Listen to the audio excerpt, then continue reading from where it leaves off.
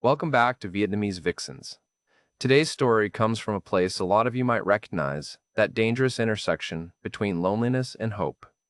Between wanting something so badly, you ignore every red flag waving right in front of your face. This one's from Mark, a 34-year-old software developer from Amsterdam. And it's about the kind of heartbreak that doesn't announce itself with a dramatic blow-up. It's the kind that builds slowly, in a language you think you don't understand. Until the day you realize you understood everything, all along, you just didn't want to believe it. He thought he'd found something real in the chaos of Ho Chi Minh City. He thought she was different. And maybe the cruelest part is that for a while, he got to live inside that beautiful lie. Before we dive in, drop a comment and let me know where you're watching from. And if you've ever been in a situation where you ignored the truth because the fantasy felt better, hit that like button and subscribe, because you're definitely not alone. Alright, here's Mark's story, in his own words. I landed in Ho Chi Minh City on a Tuesday afternoon in March, and the heat hit me like opening an oven door. I mean, I knew it would be hot. I'd checked the weather obsessively for weeks, but knowing and experiencing are two different things. The humidity wrapped around me the second I stepped out of Tan Son Nhat Airport, thick and wet, and within 5 minutes my shirt was plastered to my back. Amsterdam had been gray and drizzling when I left, the kind of cold that seeps into your bones. And suddenly I was in this assault of tropical heat and noise, and the smell of jet fuel mixed with something sweet I couldn't identify. I'd been planning this move for 8 months, not the spontaneous type usually. I'm Dutch, we plan everything, we like our systems and our schedules. But I'd hit a wall back home. 34 years old, decent job at a fintech company, nice apartment in Amsterdam Nord, good salary pulling in about 4,000 euros a month after taxes. On paper, I had it sorted. In reality, I was dying inside. The dating apps were a wasteland of women who wanted to know your 5-year plan before the first coffee, who insisted on splitting every bill down to the cent, who kept their toothbrushes at their own apartments even after dating for 6 months, because God forbid anyone lose their precious independence. I'm not saying they were wrong, I'm saying I was tired. Tired of the efficiency, the emotional distance, the transactional nature of everything. So when my company offered remote positions, I jumped. I could work from anywhere with decent internet, and my salary, which was comfortable but not impressive in Amsterdam, would go incredibly far in Southeast Asia. I did the math. 4,000 euros converted to roughly 105 million Vietnamese dong. In Amsterdam, that covered my rent, my bills, my groceries, maybe a weekend trip if I was careful. In Ho Chi Minh City, I could live like a king, nice apartment, eat out every day, travel on weekends, and still save money. The financial logic was sound, but I'm not going to lie to you. It wasn't really about the money, it was about escape. It was about going somewhere I could be someone different, somewhere the rules felt looser, somewhere maybe I could matter to someone in a way I hadn't back home. The first few weeks were overwhelming in the best way. I rented a serviced apartment in District 1, right in the heart of the chaos, and just walked. Miles and miles every day, getting lost on purpose. The motorbikes were insane rivers of them, flooding every intersection, somehow flowing around each other like schools of fish. The street food stalls pumping out smoke and steam. The neon signs in Vietnamese. I couldn't read. The coffee shops on every corner with their tiny plastic stools that made me feel like a giant. Everyone stared at me. I'm tall, pale, obviously foreign, but it didn't feel hostile. Just curious. I started taking Vietnamese lessons almost immediately. Found a teacher through an expat Facebook group. A woman in her 50s named Co Hoa who taught Vietnamese to foreigners for 20 years. We met at her apartment in District 3, 5 mornings a week, 6 to 8 a.m. before I started work. I didn't tell anyone about this, not my friends back home, not the other expats I was meeting for beers in Bui Vien. I'm not sure why I kept it secret. Maybe I just wanted something that was mine, something I was doing for myself without having to explain or justify it. Or maybe, and I think this is closer to the truth, I liked the idea of having a hidden skill, of being underestimated, of knowing more than people thought I did. Kawawa was tough. She didn't baby me or use much English. She drilled tones until my head hurt, made me repeat phrases 50 times until I got the rising and falling sounds right. Vietnamese has 6 tones, and the same sound with a different tone means a completely different word. Ma can mean ghost, mother, cheek, rice seedling, tomb, or horse depending on how you say it. It's insane. But I was motivated in a way I hadn't been about anything in years. I studied every night after work, listened to Vietnamese podcasts while cooking dinner, watched Vietnamese YouTube videos about everything from street food to motorbike repair. After 3 months, I was conversational, not fluent, but functional. I could order food without pointing at pictures, could understand basic conversations, could catch the gist of what people were saying around me. And here's the thing, people had no idea. I looked like every other Western expat stumbling through Vietnam with a smile and a few butchered phrases. So they spoke freely around me, assuming I was deaf to their actual language. I met Lynn 4 months after arriving, in early July. I'd settled into a routine by then, working from coffee shops during the day, exploring different neighborhoods in the evening, slowly building a life that felt more real than anything I'd had in Amsterdam. I was at a place called The Workshop in District 1, one of those trendy Vietnamese coffee spots that foreign tourists love, but locals also actually use when she walked in. I'm not going to pretend it was some magical movie moment. I noticed her because she was beautiful. Yes, petite, long dark hair, wearing a simple white blouse and black pants that looked professional but not trying too hard. But what really caught my attention was that she seemed completely comfortable, not performing for anyone. She ordered her coffee in Vietnamese, sat down with a laptop, and just worked. No phone checking every 30 seconds, no looking around to see who was looking at her. She had this calm self-possession that felt rare. I did something I normally never do. I walked over and asked if I could sit at her table. The place was crowded, so it wasn't completely random, but there were other empty seats. She looked up, surprised, and said sure in English with a slight accent. Her name was Lynn. She was 26, worked at a small marketing agency nearby, had lived in Ho Chi Minh City her whole life, except for 2 years studying in Hanoi. Her English was good, better than my Vietnamese at that point, though I didn't let on how much Vietnamese I actually understood. We talked for an hour. Easy conversation about the city, about coffee, about the differences between life in Vietnam and the Netherlands. She asked smart questions. She didn't seem impressed by the fact that I was foreign, not hostile, just neutral, like it was neither a positive nor a negative. When I asked if she wanted to get dinner sometime, she hesitated. Actually hesitated, thought about it, then said, okay, but somewhere local, not a tourist restaurant. I liked that. I liked that she wasn't jumping at the chance, that she had boundaries, that she wanted to control the terms. Our first real date was at a com tam place in District 3. Grilled pork over broken rice at a place with no English menu and plastic tables on the sidewalk. She seemed pleased that I didn't complain about the heat or the lack of air conditioning, that I used chopsticks without making a big show of it, that I at least tried to eat the way locals did. I kept my Vietnamese limited to basic phrases. Thank you, delicious, how much, letting her think I was just a beginner. When other customers talked loudly about the tall foreigner at table 6, I didn't react. When the owner asked Lynn in Vietnamese if I was her boyfriend, and Lynn laughed and said no, just a friend, I smiled cluelessly. I told myself I wasn't being deceptive. I was just being careful, protecting myself. Seeing how people acted when they thought I couldn't understand. It felt like smart dating strategy, not lying.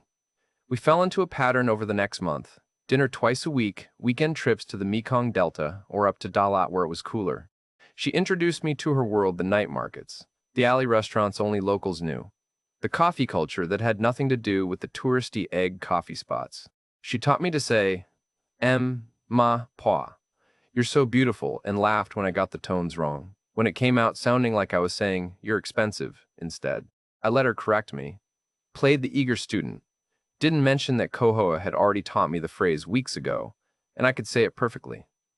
Lynn felt different from anyone I'd dated. She had her own life, her own money, her own apartment. She shared with her younger sister in District 5. She didn't ask me for anything. When I paid for dinner, she'd offer to split it, and when I insisted, she'd say thank you but not make a big deal of it. She talked about wanting to save money to maybe do a master's degree abroad someday, maybe Australia or Singapore. She had ambitions. She had plans that didn't involve me. Maybe that's why I fell for her, because she didn't need me.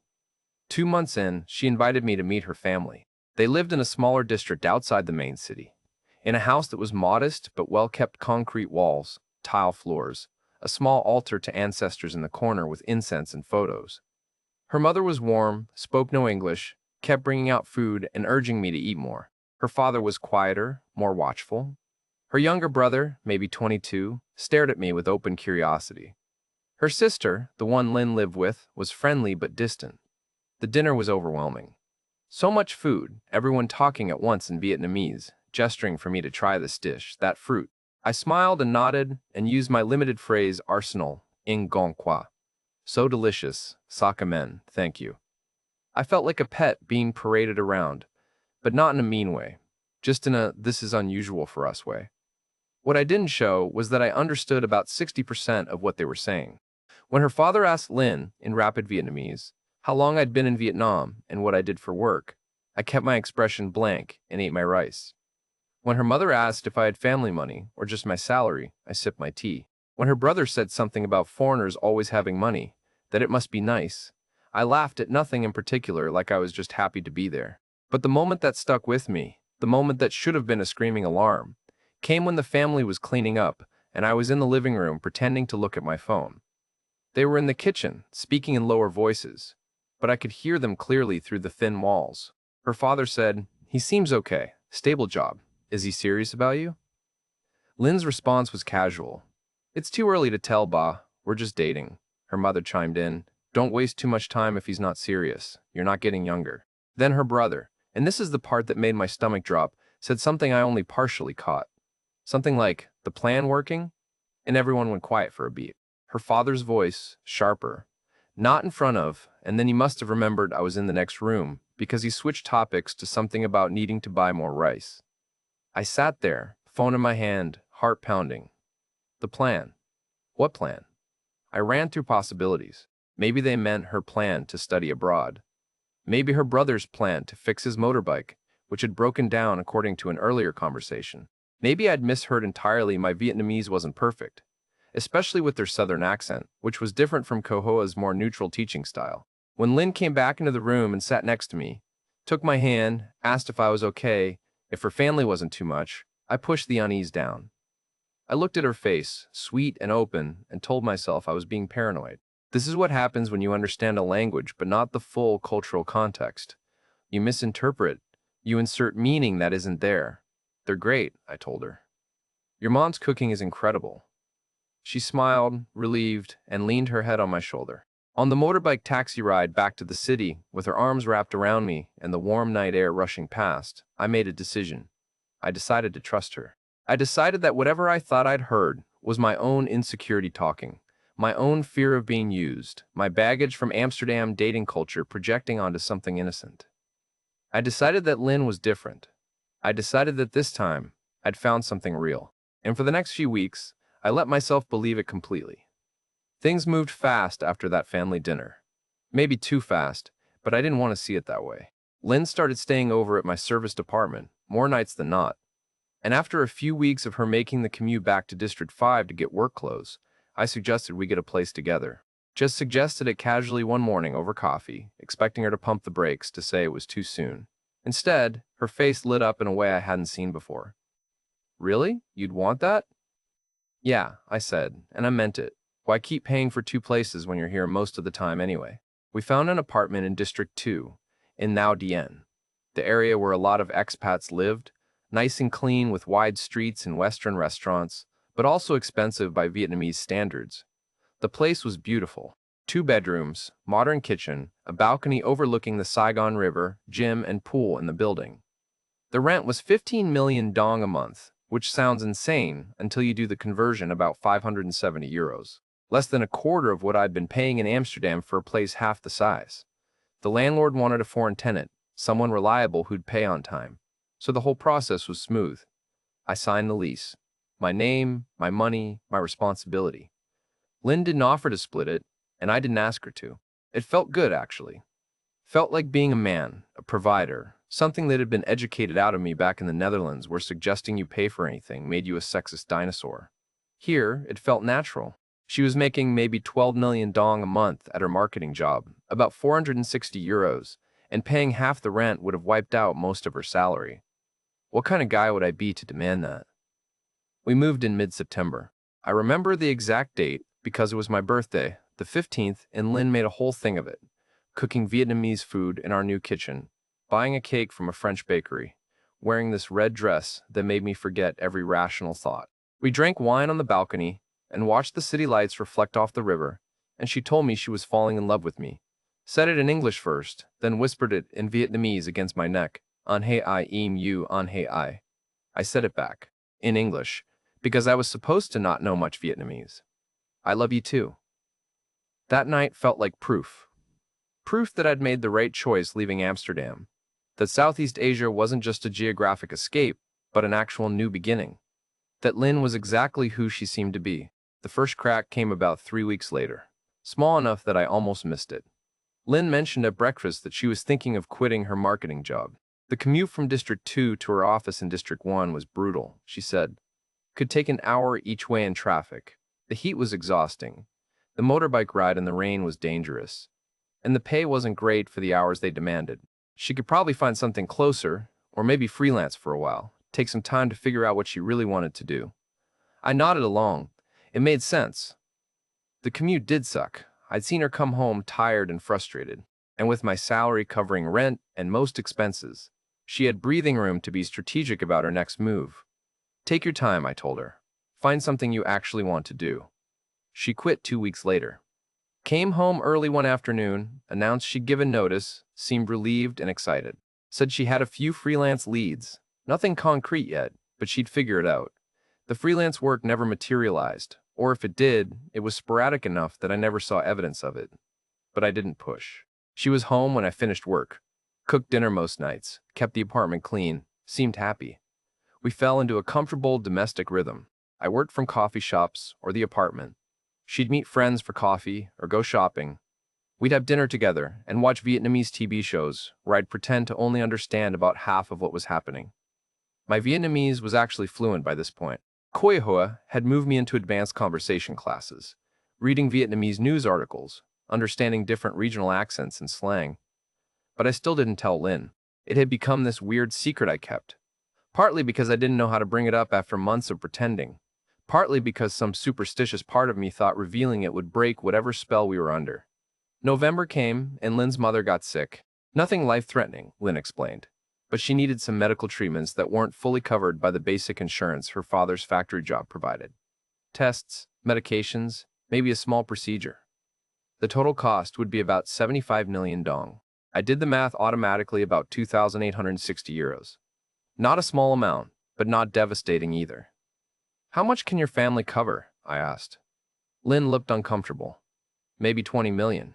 My dad's been saving, but business is slow. My brother helps when he can, but he doesn't make much. I didn't hesitate. I'll cover the rest. 55 million. Mark, no, that's too much. I can't ask you to. You're not asking. I'm offering. Your mom needs help. We help her. The gratitude in her eyes felt real. She cried a little, hugged me tight, told me I was the best thing that ever happened to her. I transferred the money the next day, about 2,100 euros converted to Vietnamese dong and sent directly to her father's account. Her mother got the treatment. Lynn showed me photos of her mom at the hospital, thanked me constantly for weeks. I felt good. I felt useful. I felt like I was part of something, part of a family in a way I'd never experienced in Amsterdam, where everyone was so fiercely self-reliant. December brought another request. Her brother's motorbike had broken down completely, not worth repairing, and he needed it for his job delivering food.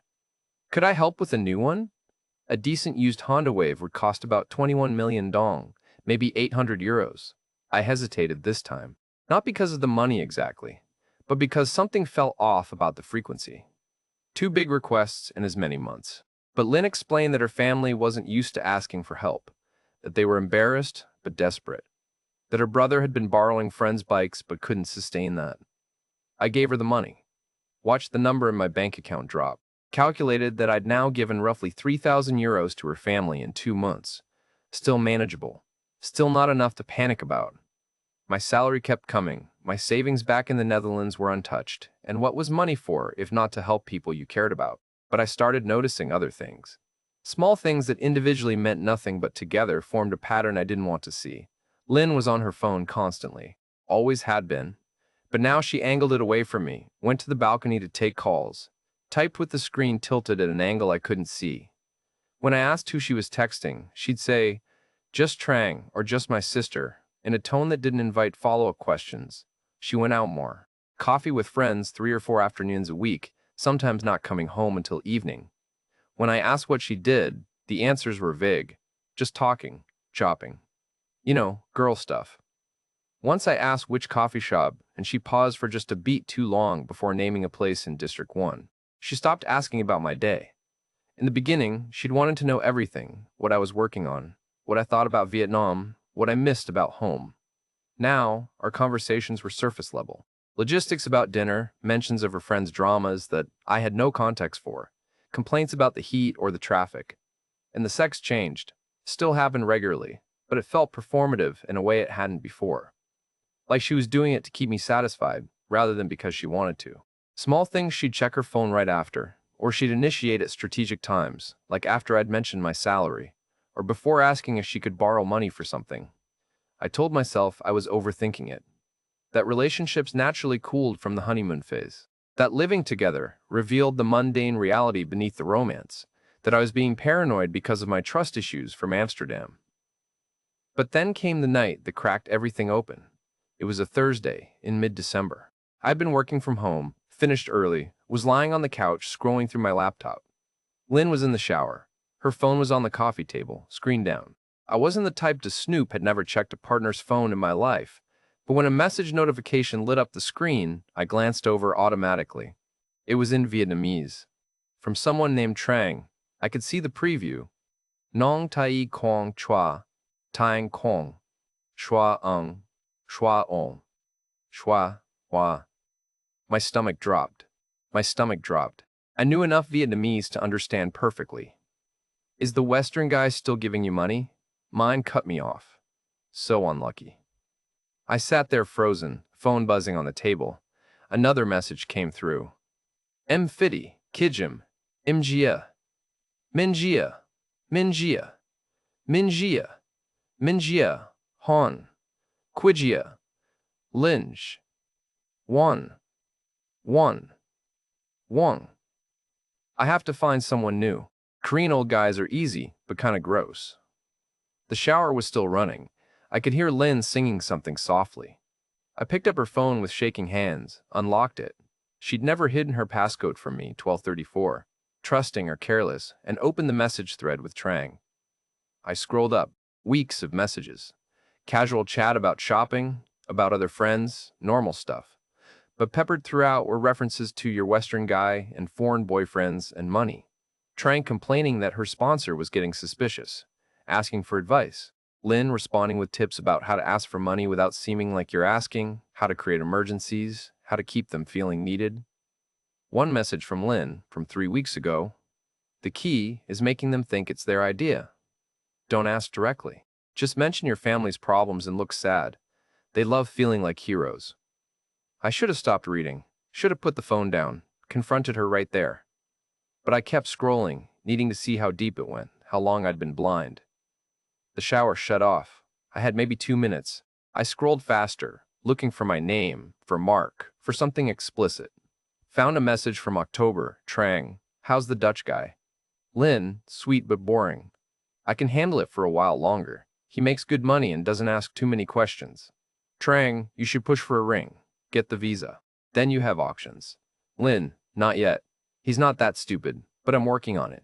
His family has money too, I think. My hands were shaking so hard I almost dropped the phone. The bathroom door clicked. I closed the messages, locked the screen, put the phone back exactly where it had been, face down on the table. Lynn came out, wrapped in a towel, hair wet, smiling. Hey baby, what do you want for dinner? I looked at her, really looked at her.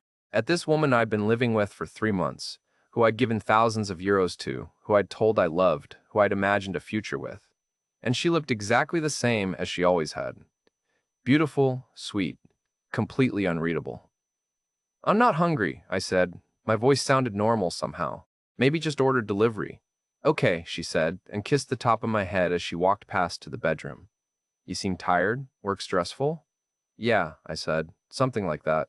She got dressed, came back out, curled up next to me on the couch with her phone, scrolling and occasionally laughing at something.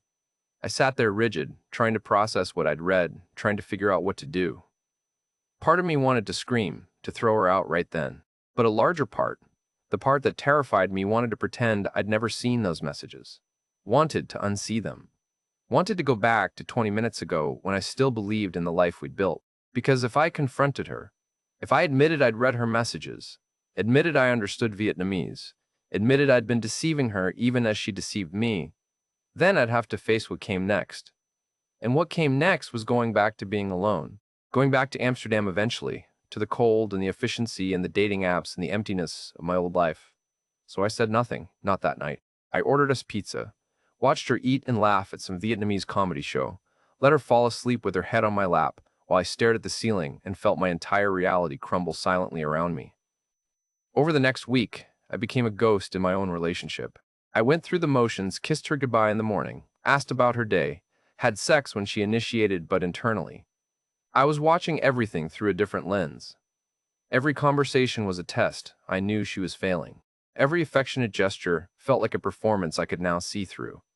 And the worst part, one, still didn't leave. I couldn't. Because as much as I knew the truth intellectually, emotionally, I was still clinging to the fantasy. Still hoping I'd misunderstood, that there was some other explanation, that I was wrong. My Vietnamese comprehension became a curse. Every time Lynn was on the phone with friends, I understood the code. When she said she was going to coffee, I heard her friend ask, "Which hotel?" When her mother called to thank me for the medical money, I heard her ask Lynn, "How much more can you get from him?" The breaking point, the real one, the one I couldn't rationalize away, came when her family visited again in late December.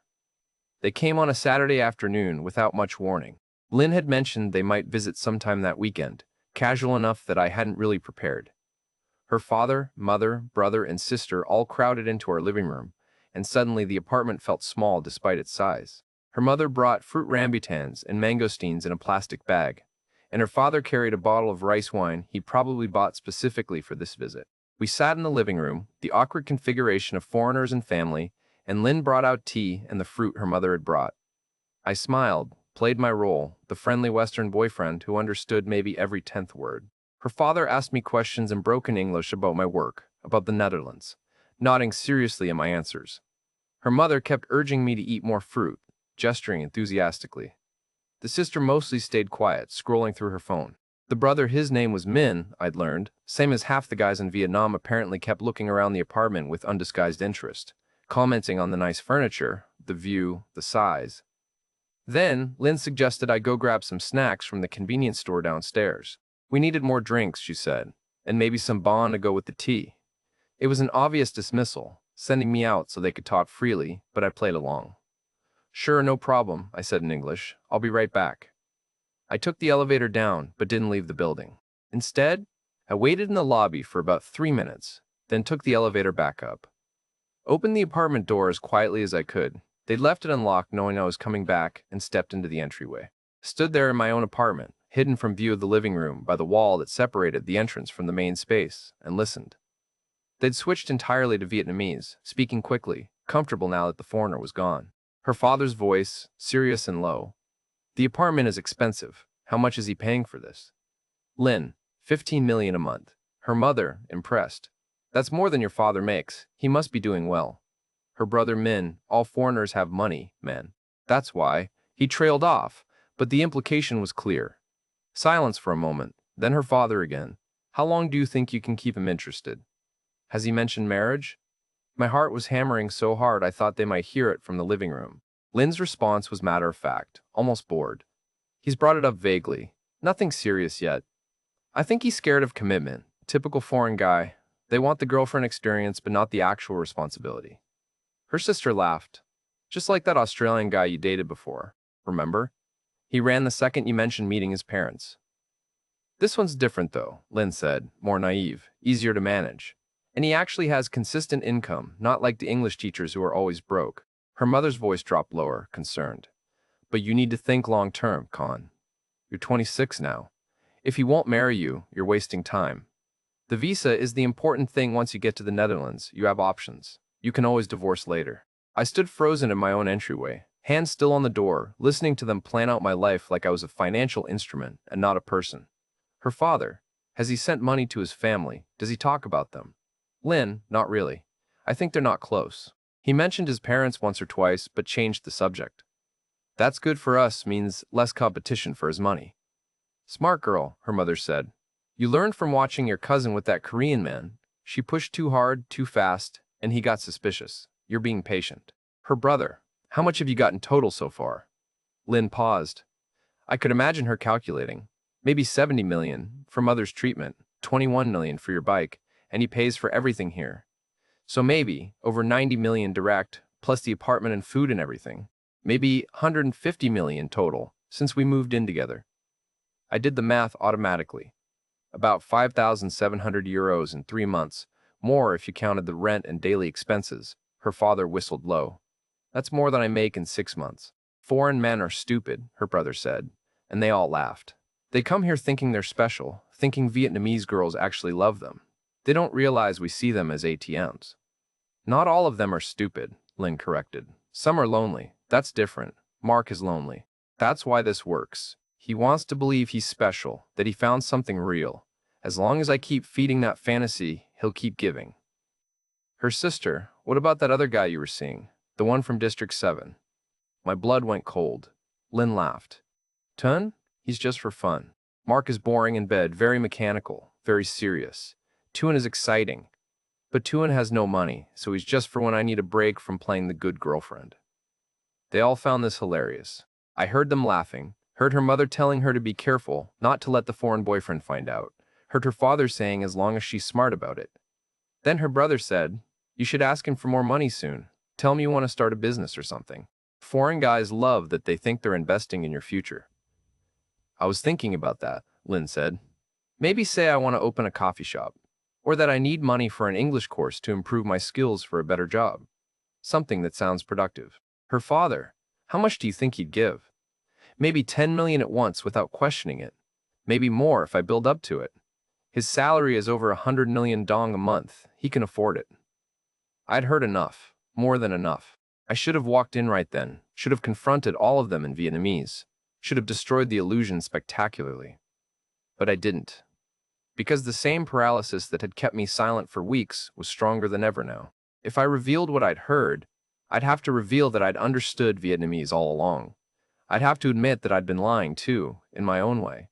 And more than that, I'd have to face the complete destruction of everything I'd built here. So I quietly opened the apartment door again, let it close loudly this time, called out, I'm back, in English, and walked into the living room with a bag from the convenience store.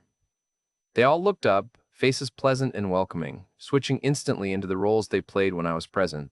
Her mother smiled warmly. Her father nodded approvingly at the snacks I'd brought.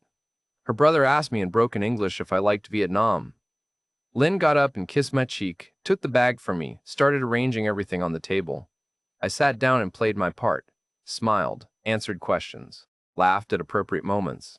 And the whole time I was watching them, really watching them, seeing the performance clearly for the first time. Her mother's warmth was calculated, designed to make me feel accepted so I'd be more generous. Her father's serious questions were assessment, figuring out how much more they could extract. Her brother's friendliness was false, covering the contempt I'd heard in his voice minutes ago. And Lynn. God, Lynn. She sat next to me, held my hand, looked at me with those sweet eyes, and I could see now that every gesture was practiced. Every smile was deployed strategically. Every touch was transactional. They stayed for 2 more hours. When they finally left, her mother hugged me, told Lynn in Vietnamese to take good care of me, then added in broken English to me, You good man. We lucky Lynn find you. After they left, Lynn was affectionate in a way she hadn't been in weeks, cuddled close on the couch, suggested we order good food for dinner, my choice. She was glowing, happy, and I realized it was because the visit had gone well. Her family had approved of the arrangement. The plan was on track. I went through the motions, ordered Italian food expensive from a place in Thao Dien that catered to expats, let her pick a movie, had sex with her that night because she initiated and I didn't know how to refuse, without revealing that everything had changed. Afterward, she fell asleep quickly, curled against my chest. I lay awake staring at the ceiling, listening to her breathe, trying to figure out what to do. The rational move was obvious. Pack my stuff, end it, move out, cut my losses.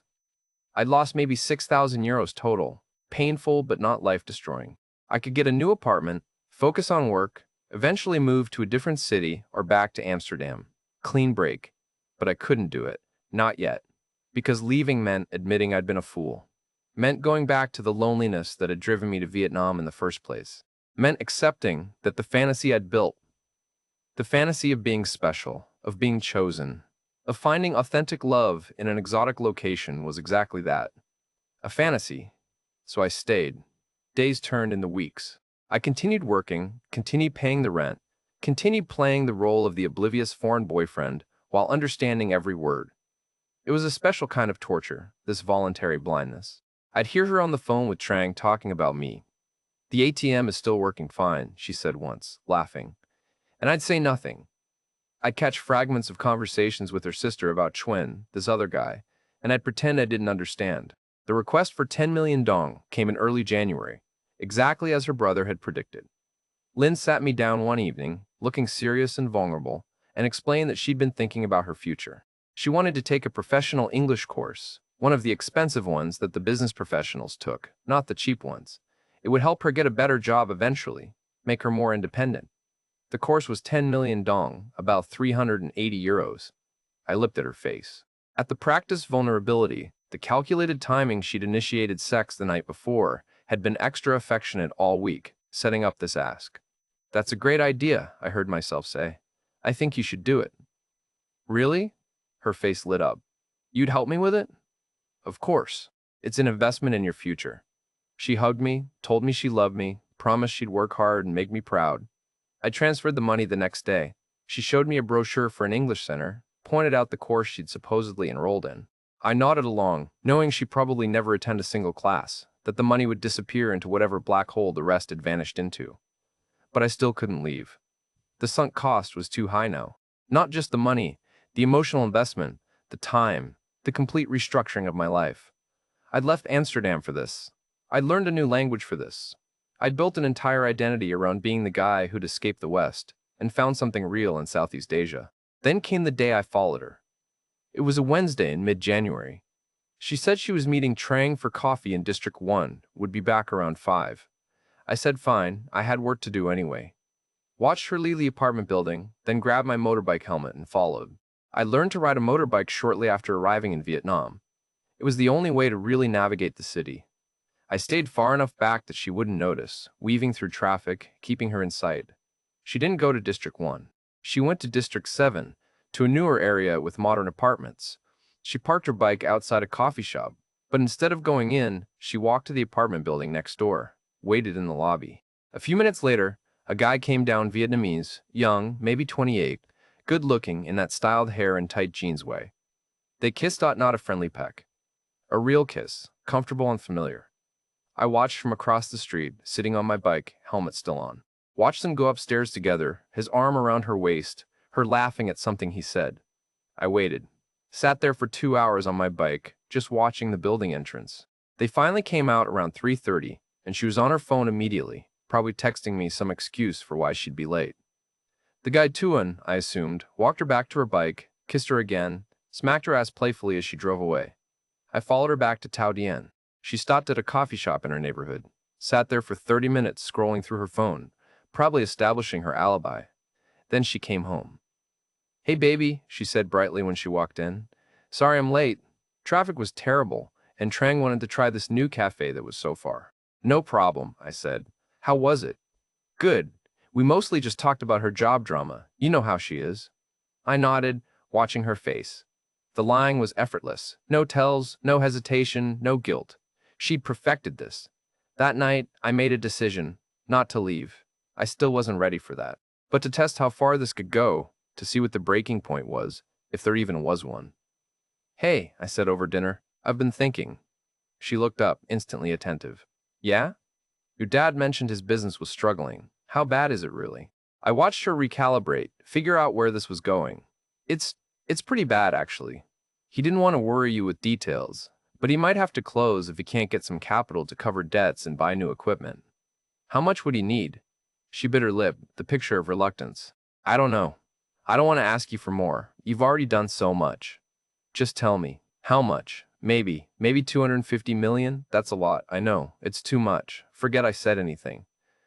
250 million dong, about 9,500 euros. More than I've given in total so far." "That is a lot," I said slowly. "I'd need to think about it. Maybe transfer some money from my savings in the Netherlands." Her eyes went wide. "You have savings there too?"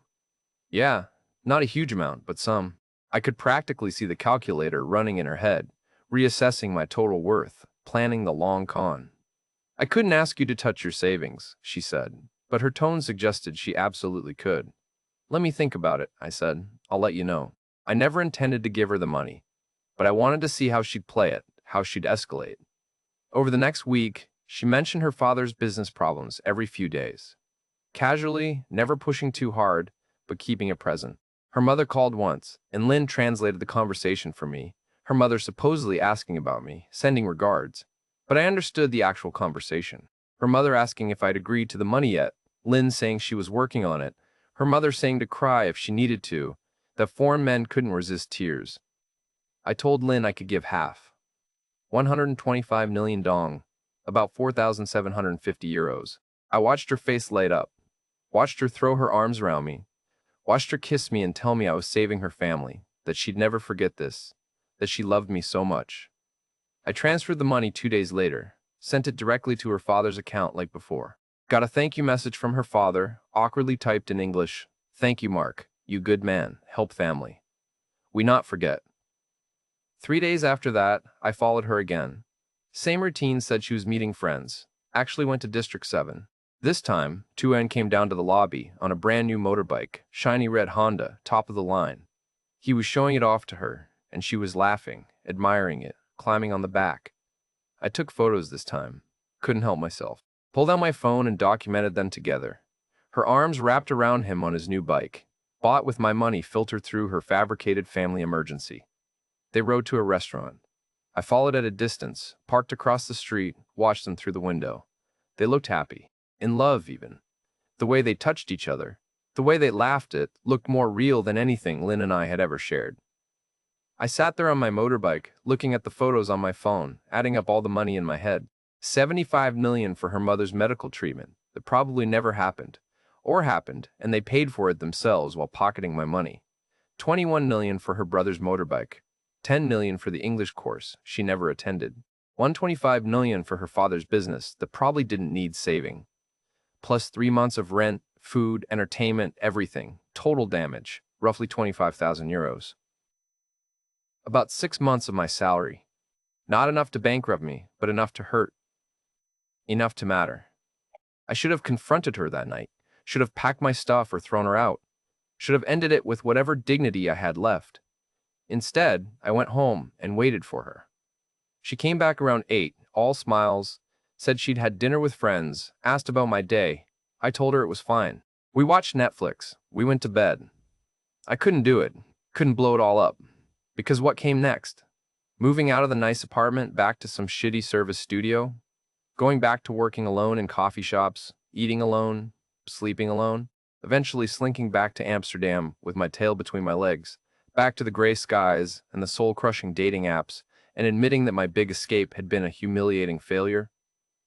The fantasy was dead, but I was still living in its corpse, pretending I couldn't smell the rot. It took another week before I finally spoke. Not because I found courage, but because I couldn't maintain the charade anymore. The weight of understanding every conversation, of knowing every lie, of watching her perform affection while planning her next extraction, it became unbearable. We were in the living room, some forgettable Wednesday evening in late January. She was on her phone texting someone, probably Tuan, probably making plans for tomorrow's coffee with friends. And something in me just snapped.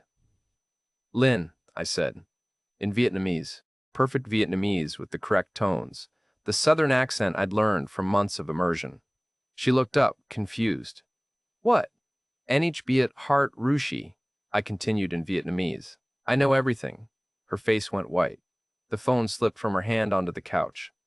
What? What do you mean?" I speak Vietnamese," I said, still in Vietnamese. "I've spoken it the whole time. I understood everything. Every conversation with your family, every phone call with your friends, everything you said about me. The plan, Tuan, all of it."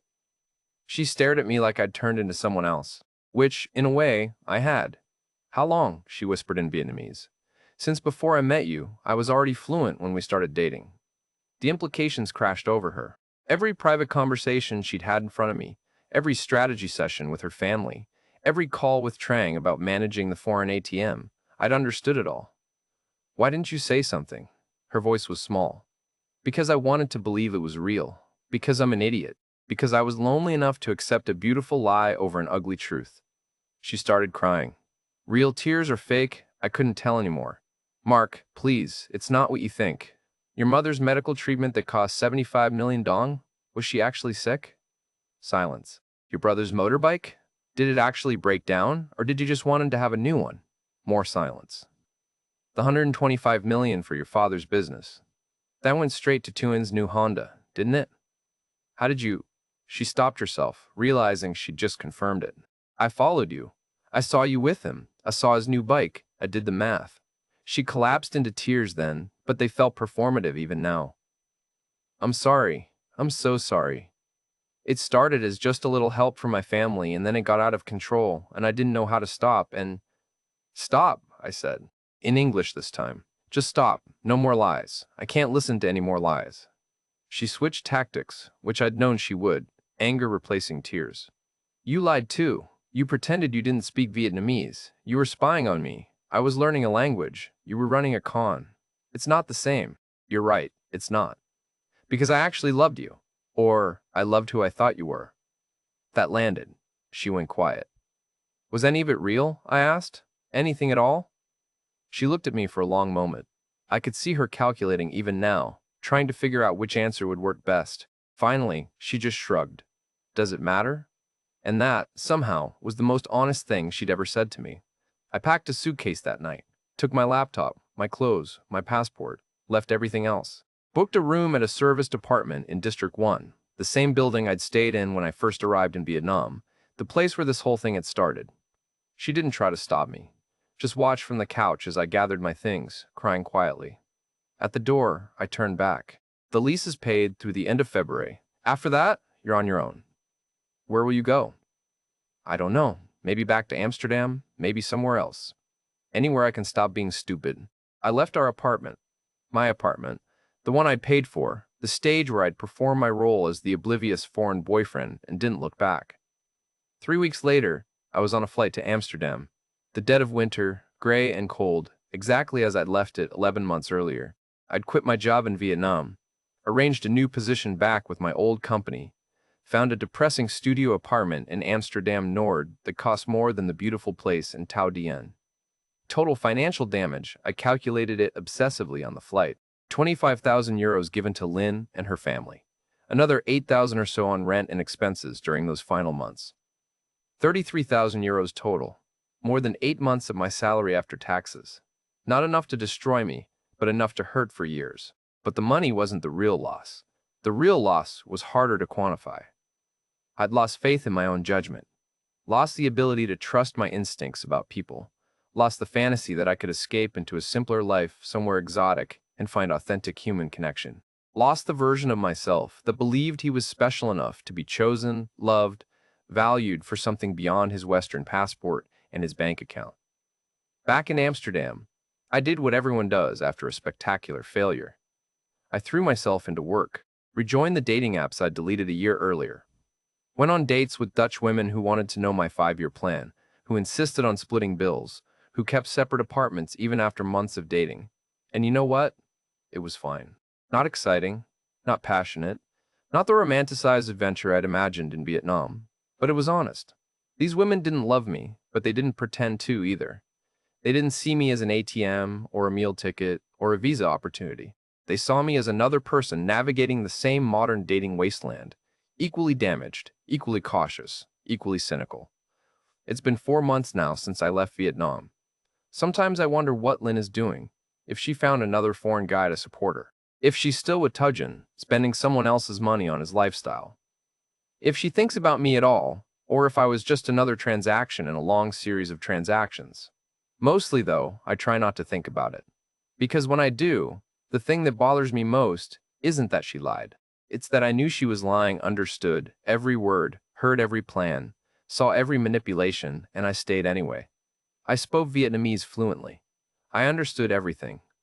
But understanding the words wasn't the same as accepting the truth. And that's the real lesson I learned in Vietnam, the one that cost me 33,000 euros. Sometimes the cruelest lies are the ones we tell ourselves. I didn't need to speak Vietnamese to know what was happening. I needed to be brave enough to admit it. Lynn destroyed me. But I let her. And that's the part 1/1000 still learning to live with.